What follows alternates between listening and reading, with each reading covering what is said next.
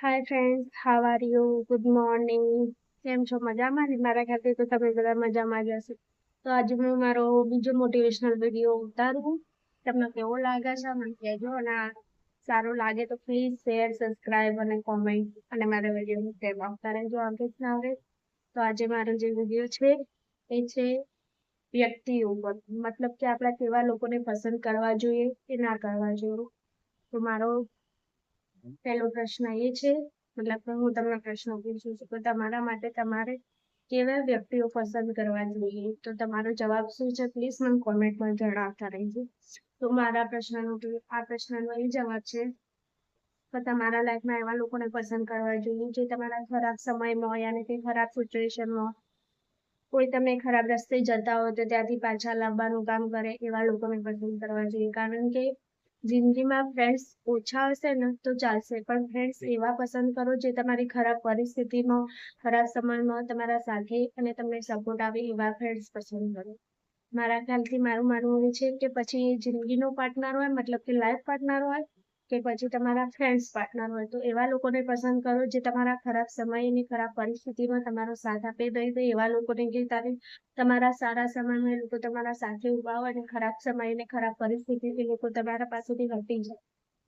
માટે એવા લોકોને જિંદગીમાં પસંદ કરો કે જે તમને ખરાબ સમય અને ખરાબ પરિસ્થિતિમાં તમારો સાથ આપે અને તમને સપોર્ટ કરી અને આગળ વધવાનું જ્ઞાન આપે. મારું માનવું એવું છે કે તમે જેવા લોકોને પસંદ કરશો એવી તમારું, મતલબ કે મારું એવી કહેવત છે કે જેવી સંગત હશે એવો, જેવો સંગ હશે એવો રંગ હશે. મતલબ એવા લોકોને જીવનમાં પસંદ કરે છે તમારા સારા સમયે સાથ આપે, ના કે તમારા ખરાબ સમય તમારો સાથ છોડીને જતા રહે. તો જિંદગી એવા લોકો સાથે પસંદ કરવી જોઈએ કે જે તમારા ખરાબ સમયમાં અને ભગવાન જે ખરાબ પરિસ્થિતિ યાની કે ખરાબ સમય આપે છે એ જાણવા માટે જ આપે છે કે કોણ તમારા ખરાબ સમયમાં તમારા સાથે હોય છે અને કોણ સારા સમય તમારા સાથે હોય છે. એટલે કે આપણને એ જાણવામાં મદદ થાય છે, ખરાબ સમયમાં એ જાણવામાં મદદ મળે છે કે કોણ આપણું છે ને કોણ પારકું છે. મતલબ કે અમુક ટાઈમે એવી સિચ્યુએશન પર આપણા લોકો પણ આપણા ખરાબ સમયમાં આપણા સાથ છોડી દે છે અને કાકા પોતાનું બની જાય. માટે જિંદગીમાં એવા લોકોને પસંદ કરજો જે તમારા ખરાબ સમય, ખરાબ પરિસ્થિતિએ તમારો સાથ આપે, ના કે તમારા સારા સમય તમારી સારી પરિસ્થિતિમાં.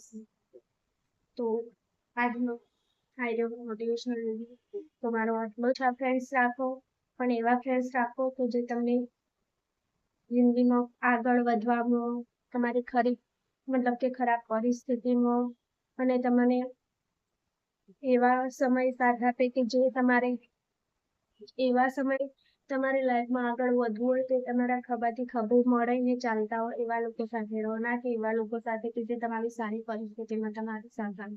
અને પછી બીજી વાત એ છે કે આ તો મેં ફ્રેન્ડ સર્કલની વાત કરી, પણ પાર્ટનર, મતલબ કે લાઈફ પાર્ટનર પણ એવું ચૂઝ કરો કે જે તમારી, મતલબ કે તમારી જિંદગીમાં કંઈક આગળ વધવું છે, તમારી કોઈ હોબી છે કે તમારે આ કંઈક સારું આગળ વધીને કોઈ તમારે, મતલબ કે નોકરી કરવી છે, જોબ કરવી છે, કોઈ હોબી છે એમાં તમારો સપોર્ટ આપે, તમારો સાથ આપે, એવા લાઈફ પાર્ટનરને ચૂઝ કરો. મારું માનવું તો એવું છે કે લાઈફ પાર્ટનર એવું ચૂઝ કરો કે હંમેશા તમને સપોર્ટ આપે.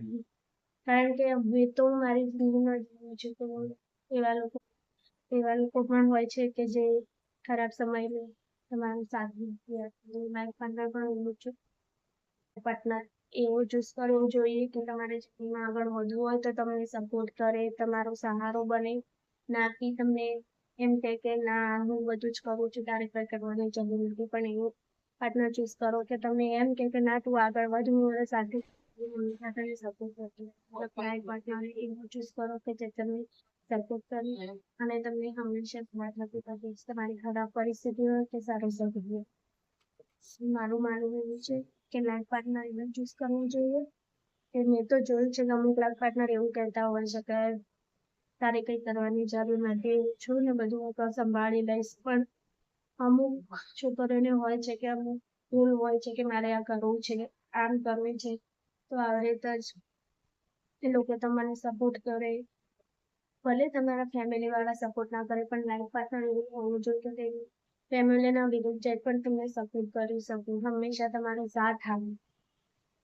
તો લાઈફ પાર્ટનર પણ સમજી વિચારીને ચૂઝ કરવાનું, મતલબ કે સમજી વિચારીને લાઈફ પાર્ટનરને પણ ડિસિઝન લેવું જોઈએ. અને હું તો મારી જાતને બહુ ખૂબ લકી માનું છું કે મારો લાઈફ પાર્ટનર તો બહુ જ સારા છે.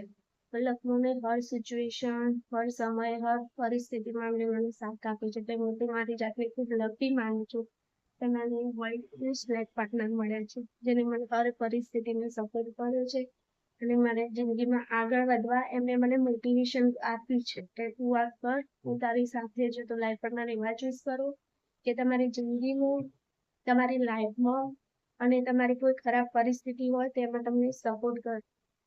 માટે લાઈફ પાર્ટનર અને બેસ્ટ ફ્રેન્ડ એવા રાખો. ઓછા હશે તો ચાલશે બેસ્ટ ફ્રેન્ડ, પણ એવો એકાદ રાખો જે તમારી ખરાબ પરિસ્થિતિમાં સાથ આપે. અને લાઈફ પાર્ટનર એવો ચૂઝ કરો કે તમને આગળ વધવામાં તમને સપોર્ટ કરે, મોટિવેશનલ કરે. તો આજનો વિડીયો અહીંયા સુધી આપણે એન્ડ કરીએ છીએ. અને સારું લાગે તો પ્લીઝ કોમેન્ટ, લાઈક, શેર અને સપોર્ટ કરતા રહેજો. આવજો, bye bye, Har Har Mahadev friends.